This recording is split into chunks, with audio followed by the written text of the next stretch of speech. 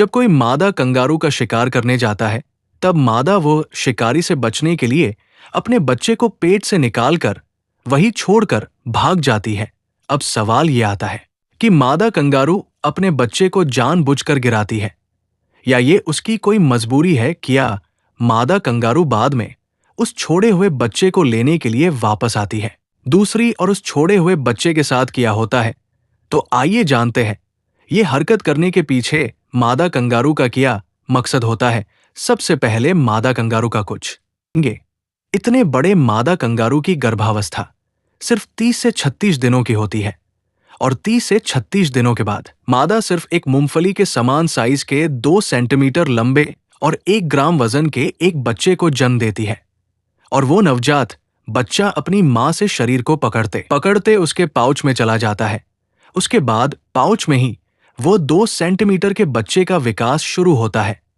Pouch में जाकर वो बच्चा तुरंत ही अपनी मां के निप्पल से जुड़ जाता है, और वही उसका असली विकास शुरू होता है।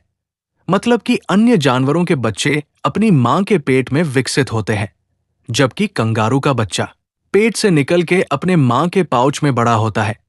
लेकिन अब सोचने की बात यह है, मगर एक बच्चा मादा के पाउच में होता है, तो मादा दूसरी बार बच्चा पैदा करेगी तो क्या होता है? क्या दूसरा बच्चा भी मादा के पाउच में रहेगा?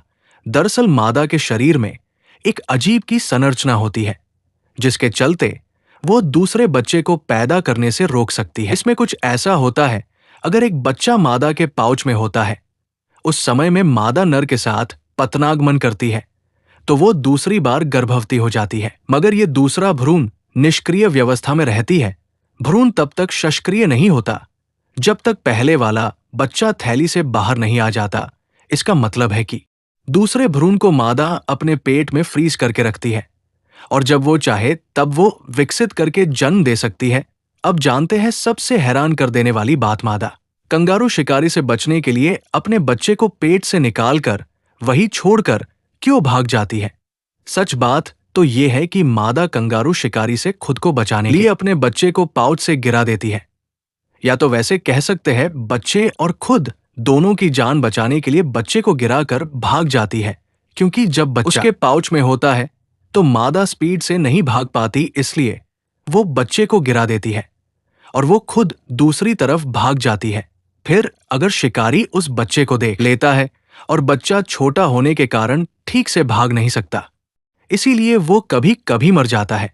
लेकिन बच्चा अगर भागने में सक्षम है तो भागकर बच जाता है, और कभी बच्चा जमीन पर गिरने के बाद बिन हिले डोले झाड़ियों या घास में छुप जाता है।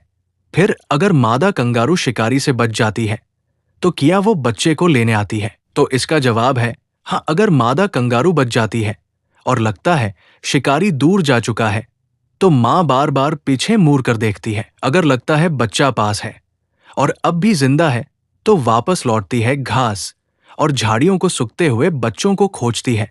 अगर बच्चा मिल जाए तो उसे सहलाकर प्यार से पाउच में रख लेती है। अगर बच्चा मर गया होता है, मादा कंगारू को नहीं मिलता, तो बहुत दुख और दर्द के साथ मजबूरन आगे बढ़ना पड़ता है।